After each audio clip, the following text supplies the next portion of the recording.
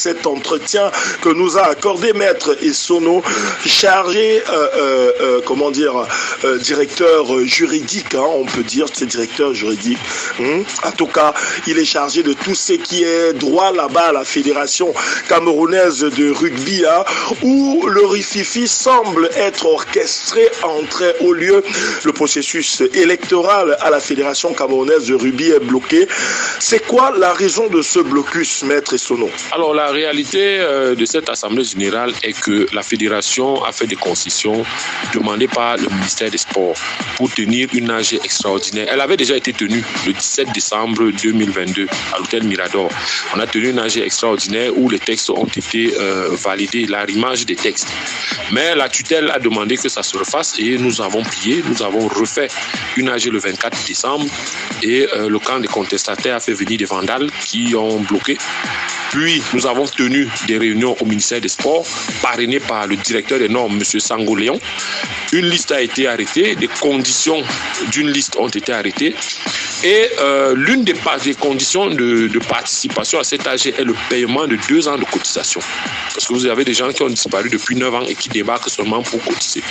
Alors, maintenant, il y a un groupe de contestataires qui ne sont ni dans l'AG de 2013, ni dans l'AG de 2021 et qui ne veulent pas payer leur cotisation, qui préfèrent passer par les fenêtres du directeur des normes pour atterrir à l'Assemblée générale. C'est ainsi que Monsieur le directeur des normes nous a donné des injonctions d'ajouter des noms des gens qui ne sont même pas à jour de leur cotisation, alors que la circulaire ministérielle pose comme préalable pour pouvoir participer au processus électoral, c'est d'être à jour de ces cotisations. Alors nous, on se demande comment le directeur des normes peut nous demander d'intégrer des gens qui ne sont pas à jour de leur cotisation dans les listes de l'AG.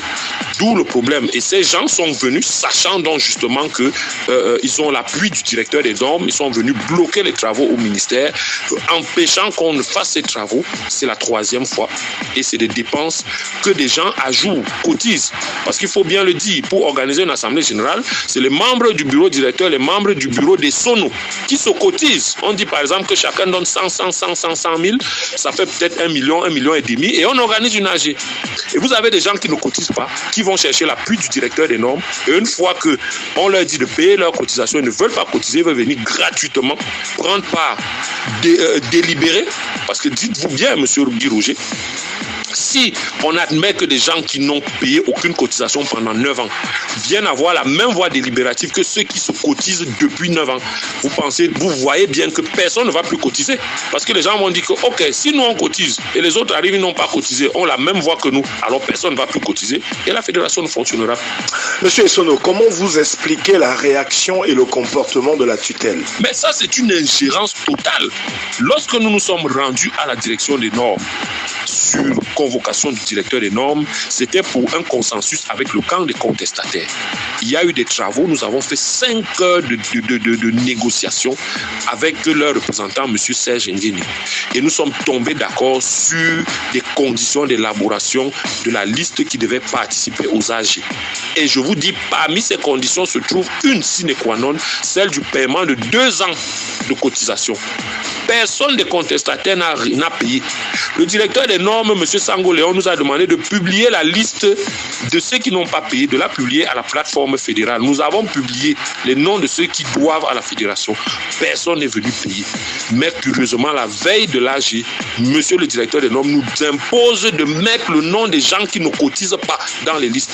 Et ce sont ces gens dont les noms n'ont pas été émis qui sont venus bloquer tout un ministère. Il a fallu que le quartier général, le bataillon du quartier général vienne protéger les locaux ministériaux. Donc, nous, à la fédération, nous ne sommes plus d'avis que monsieur le directeur des normes Sango Léon, qui est totalement partial dans ce processus, participe encore au processus électoral de la fédération. Parce que leur but, c'est de montrer au grand public que monsieur Essono Marc ne peut pas organiser une AG et ainsi mettre un comité de normalisation où ils vont donc venir mettre leurs amis à travers monsieur le directeur des normes. Aïe, aïe, aïe. Au vu de ce que vous relatez là, c'est pas demain la sortie de crise. Nous sommes sortis de l'ornière. C'est la DENSOS qui nous oblige à revenir dans les problèmes. Parce que nous avons adopté nos textes le 17 décembre. Nous avons fait un conseil d'administration le 17 décembre. Nous avons fait une AG ordinaire et une AG extraordinaire où les statuts, le règlement intérieur, la commission électorale, le code électoral et le code de procédure juridictionnelle ont été adoptés. Tous ces textes sont prêts. Mais c'est la direction des normes qui nous demande de recommencer cet AG électif extraordinaire à zéro. Nous nous sommes pliés 3 fois. Donc nous sommes prêts, nos textes sont prêts, nous sommes prêts à aller aux élections. Et les 3 potentiels candidats que sont Gaël Ndjomo, Monté, Maître Monté et M. Charles Robbins, personne n'a jamais déposé même le moindre début de candidature à la fédération pour dire qu'ils sont officiellement candidats. Personne. Donc, c'est monsieur le directeur des normes qui fait le blocage à la fédération et je pense que la fédération normalement devrait être entendue par les instances nationales, que cette ingérence cesse, qu'on laisse la fédération camerounaise de rugby organiser ses élections tranquillement et que ceux qui veulent participer à ces élections, à ces AG, payent simplement leurs 2 ans de cotisation. C'est la seule demande que le ministre des Sports a faite dans sa circulaire c'est la circulaire d'octobre dernier. On parle quand même d'une pluie de suspension du côté de la Fédération camerounaise de rugby. Qu'en est-il? Voilà encore une autre incongruité. Monsieur le président de la FECA Rugby, Marc Essono, n'a suspendu personne. Personne. Alors, il y a des gens qui disent que sur 12 membres du bureau directeur, il en a enlevé 9. Mais c'est très faux. Le premier vice-président, monsieur Mathieu Poscar, qui est porté disparu depuis, on l'a vu récemment, nous sommes très ravis qu'il revienne encore essayer de travailler. C'est un monsieur qui a beaucoup aidé le rugby. Mais à un moment, il a disparu. L'Assemblée générale a constaté la vacance à son poste. Il est là, il était là, je l'ai aperçu samedi le 31. Nous voulons même qu'il revienne parce qu'il a beaucoup aidé le rugby.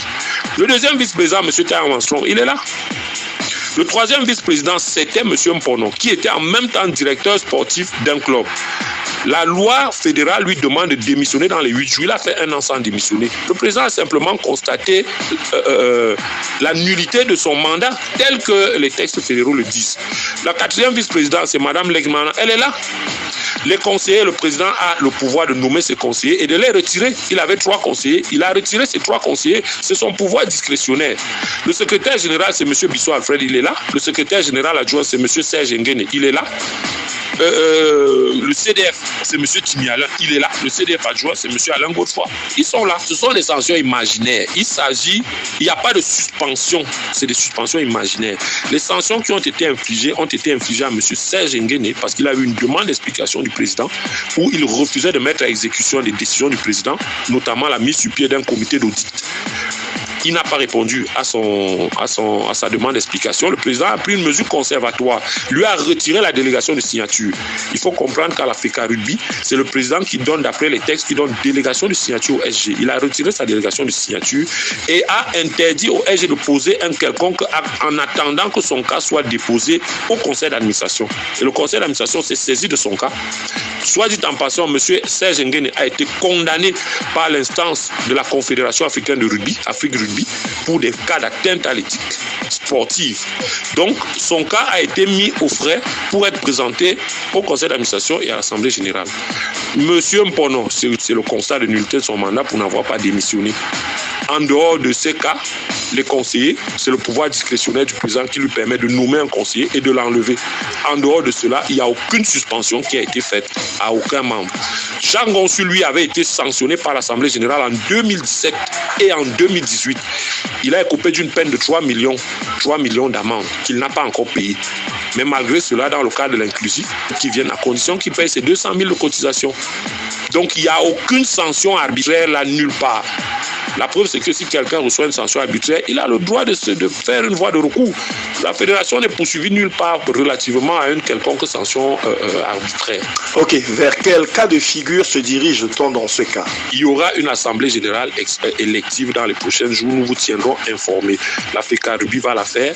La Confédération africaine a donné des injonctions et le ministre des Sports lui-même, dans la dernière note qu'il a donnée, nous a donné un deadline pour le faire. Il faut simplement que monsieur le directeur des normes, monsieur Sango Léon, laisse la Fédération camerounaise de rugby faire ses travaux tranquillement et ne vienne pas imposer des individus qui ne sont pas à jour de leur cotisation et qu'ils ne viennent pas imposer des individus qui financent des vandales pour bloquer les travaux de l'Africa Rugby. Voilà où le seul problème de l'Africa Rugby se trouve.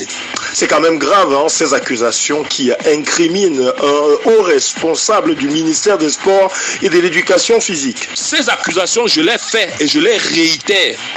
Si ce que je dis n'est pas vrai, que monsieur le directeur des normes nous porte plainte, je dis bien ceci, monsieur le directeur des normes est celui-là qui bloque le processus parce qu'il fait pression pour qu'on intègre des gens qui ne sont pas à jour de leur cotisation. Je le dis et je le répète, monsieur le directeur des normes fait pression pour qu'on mette des gens qui ne sont pas à jour de leur cotisation à l'Assemblée générale.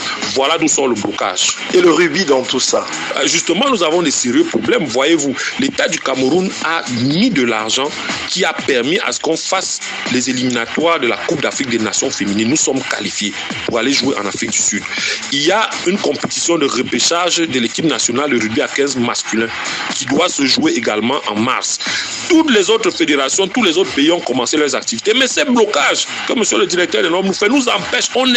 La compétition n'a pas encore, la saison n'a pas encore commencé, le championnat n'a pas commencé, qu'il ce soit masculin ou féminin. Les filles, tout ce qu'elles ont acquis en termes physiques et de compétitifs, de manière compétitive, sont en train de perdre ça.